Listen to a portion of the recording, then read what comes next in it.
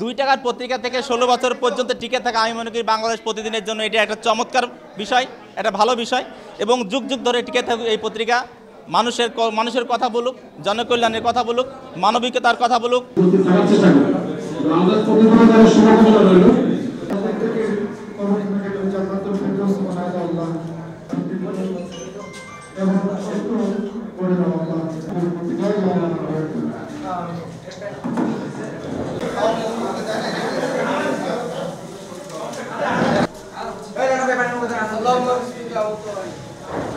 আমরা বাংলাদেশ প্রতিদিনকে সেভাবেই দেখতে চাই। এখন বাংলাদেশের মানুষ যে স্পিড ধারণ করে, 5ই আগস্টের পর এদেশের ছাত্র জনতা যেভাবে রক্ত দিয়েছে, রক্ত দিয়ে দেশের মানুষের অধিকার প্রতিষ্ঠার জন্য জীবন দিয়ে নতুন বাংলাদেশ এ জাতিকে তুলে দিয়েছে।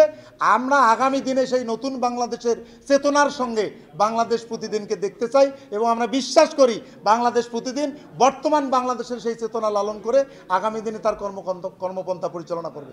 বাংলাদেশ প্রতিদিন যেভাবে দেশের সত্য বস্তু সংবাদ পরিবেশন করছেন, এই জন্যই বাংলাদেশ প্রতিদিন ধন্যবাদ জানাচ্ছি। আমি চাই সত্যই সংবাদ পরিবেশন হয়, আরও ভালো ভালো নতুন গ্রামে গঞ্জে সব ঘটনাই যখন বাংলাদেশ প্রতিনিধিতে উপস্থাপন করা হয়। বাংলাদেশ প্রতিদিন আসলে প্রত্যাশার চেয়ে বেশি কিছু দিয়ে যাচ্ছে, সুতরাং নতুন করে বাংলাদেশ প্রতিদিনের কাছে আসলে তেমন প্রত্যাশার কিছু নেই। বাংলাদেশ প্রতিদিন যেভাবে চলছে সেভাবেই সত্যনিষ্ঠার সঙ্গে সংবাদ পরিবেশন করে যাবে। প্রত্যন্ত অঞ্চলের সংবাদগুলো আরও বেশি করে তুলে ধরবে।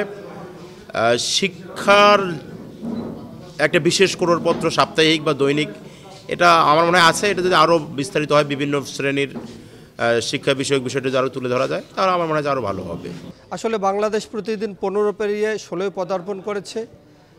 আমি বাংলাদেশ প্রতিদিনের সম্পাদক, প্রকাশক সহ সবাইকে অভিনন্দন জানাই। লালমনিরহাট জেলার সাংবাদিকদের পক্ষে শুভেচ্ছা জানাই। আর পরিশেষে আমি আশা করব বাংলাদেশ প্রতিদিনের লালমনিরহাট প্রতিনিধি আরও জেলার বিভিন্ন সমস্যামূলক নিউজগুলো প্রচার করবেন। বাংলাদেশ প্রতিদিনকে অভিনন্দন ও ধন্যবাদ জানিয়ে